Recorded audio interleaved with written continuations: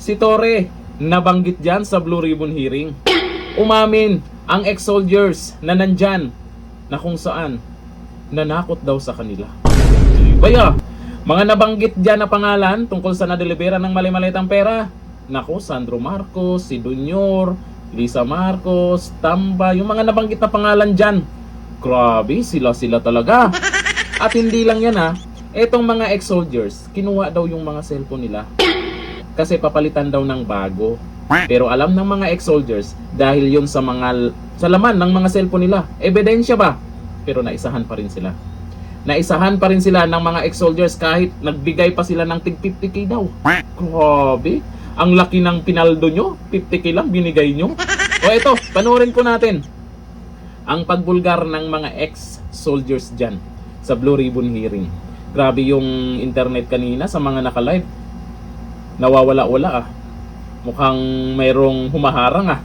Ito, ang video. Paano nyo natansya na between 20 to 25 o 40 to 42 or 50 to 60? Kasi po, Your Honor, every time po na nagkakarga po kami or nagbababa ng mga mali-maliitang pera mula sa unit ni dating congressman, ay mayroon pong post-it po na nakalagay sa mismong maleta. Ilang beses naman kayong nagdadala ng maleta, kanino at kung saan? Mula po nung umupo na APRO si dating congressman, ay nagde-deliver po kami almost 3 times a week, mayroon po 4 times a week na nagde-deliver po kami sa mga iba't ibang opisyalis ng ating bansa, ay ng ating pamahalaan. Ilang taon naman ninyong ginagawa ang pagde-deliver na ito? Mula po nung umupo na APRO si dating congressman Saldico, Your Honor. Anong taon yung dati siyang chairman ng APRO? Mula po nung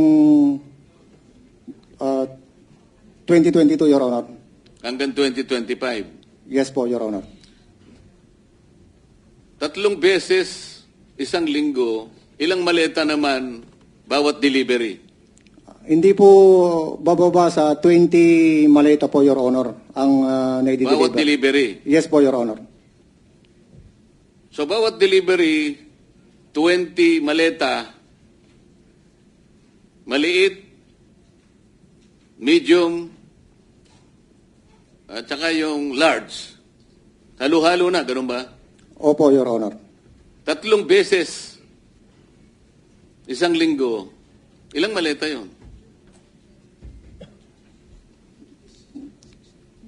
Minsan po, sir, umaabot po ng 60 to 70, Your Honor. Mabuti ka pa, marunong ka sa arithmetic eh. Yung mga kasama namin dito, yung majority, hindi nila alam kung anong bilang. Eh. Ang alam nila 12. 24 kami. Ang sabi nila majority, 12. So, salamat sa iyo. Sino pang gustong para lang Mr. makonfirm Chairman, natin? before that, sabi mo nagde-deliver ka sa mga opisyal. Sino yung mga opisyal na yun?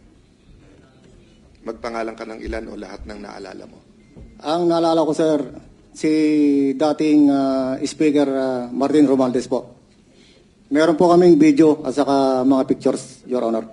Bukod kay dating speaker, sino pa? Na yung personal mo alam hindi mga kasama mo, ikaw mismo. Saka kay,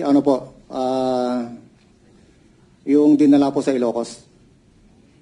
Kami po yung nagdala doon sa Delta Gate, hangar sa Pasay. Yung 5 maleta po na dinala doon sa Ilocos, na dinala ni Sergeant Tobe at saka ni Boss Saldi. Ikinarga po namin sa Lexus na bulletproof, plate number NFX 8886. At saka binakapan po namin ng Hilux na bulletproof din, black na Hilux, plate number Eco Alpha Foxtrot 7121. Para kanino naman yung dinala ninyo? Ang narinig ko po nun, sir, para kay President Marcos.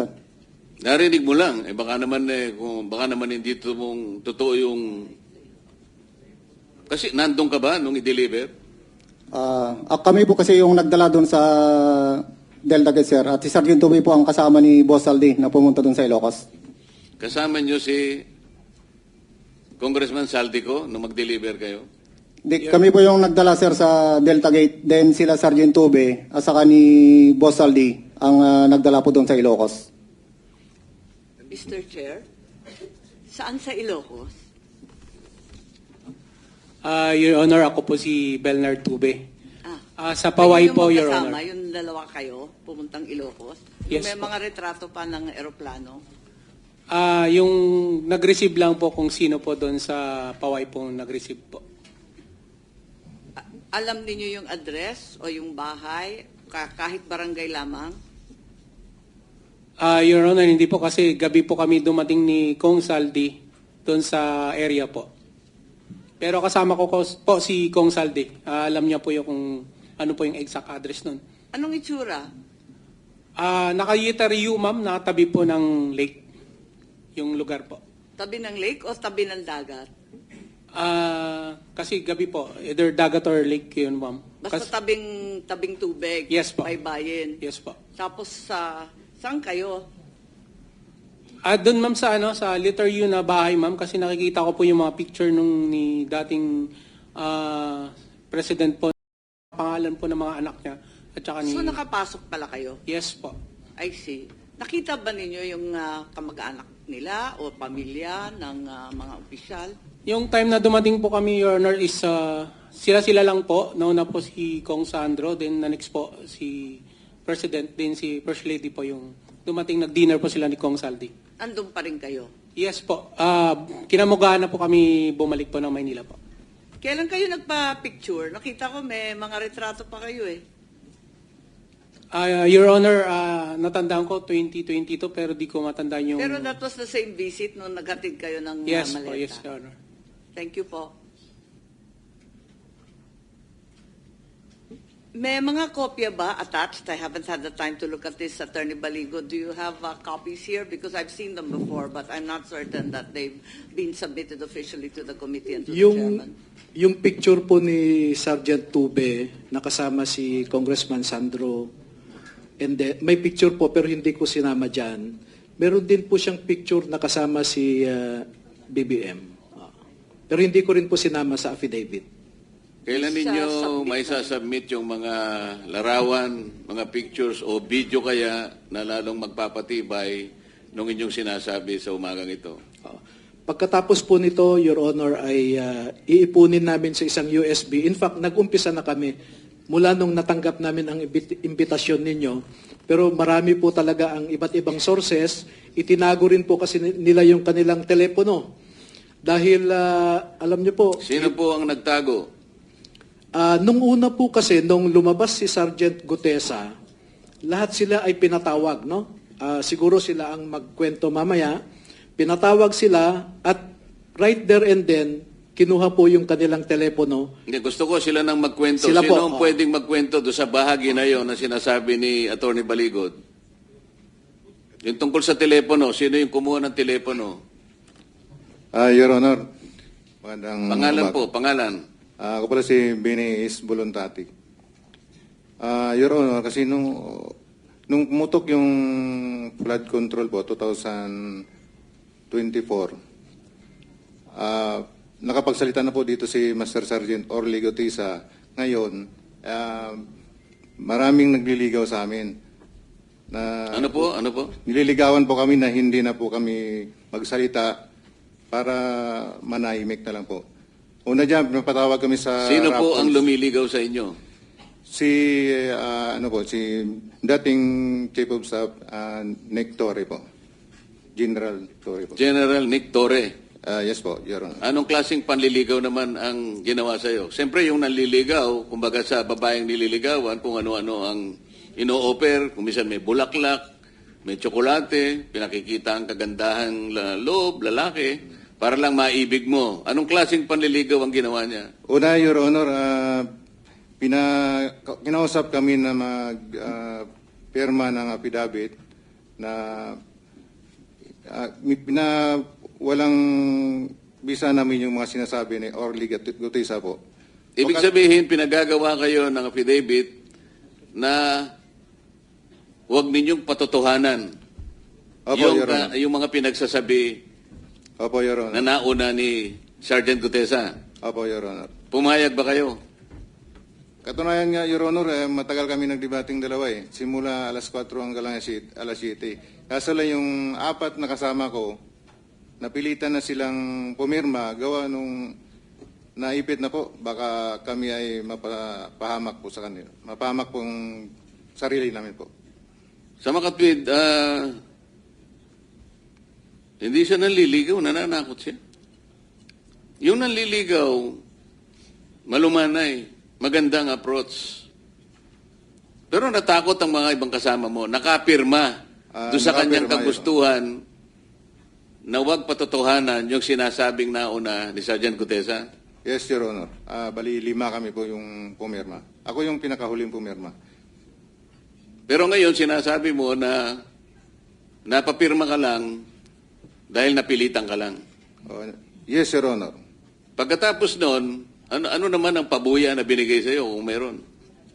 Binigyan kami ng 50,000, Your Honor, para sa disturbance namin. Pakiulit Your Honor. nga po, magkano po? 50,000, Your Honor. Yen, Pesos nyo. pesos. Opo. Sino nagbigay?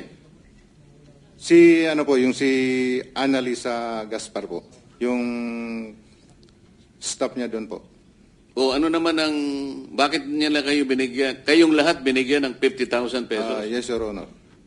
Para manahimik Opo, Your at Honor. huwag patibayin o patibayan ang pinagsasabi ni Sergeant Gutesa. Opo, Your Honor.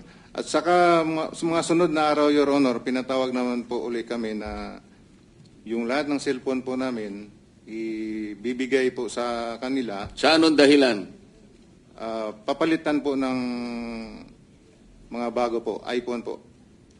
Ano bang klase yung mga cellphone nyo? Nokia? iPhone 16. So papalitan nila ng mas maganda. Yes, Your Honor. Alam ninyong dahilan kung ba't nila gagawin yon? Kasi nandun yung mga picture namin, Your Honor, na nakasave sa cellphone po namin. O ganun pa lang nangyari, paano kayo nagkaroon pa ng mga litrato Your na Honor, nasama dito sa inyong pinagsamang salaysay?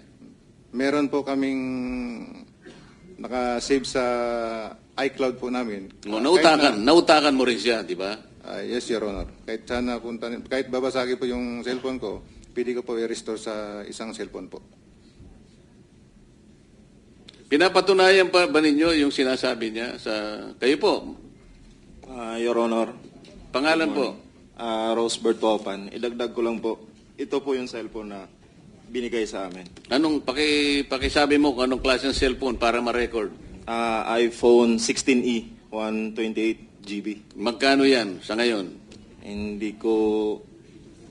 Mga 30 plus siguro, Your Honor. Ano? 30 plus. Hindi sila marunong, 30,000. hindi sila marunong manligaw? Tapos, Yes, Mr. President. Chairman, one question. Sir, brand new nung binigay sa inyo. Yes, Your Honor. Yeah. May I ask the staff mamaya yung, ano tawag doon? IME. May number yan eh. Pag, IMEI. Oo. Your Honor. Try lang natin i-trace baka kung saan nila binili at paano It's our duty here na sundin lahat ng ebidensya. So we'll try to do a forensic then. Kahit namin hindi lahat or kung sino hawak yung bago. Tulungan nyo na lang kami kung alam nyo yung sinasabi ko.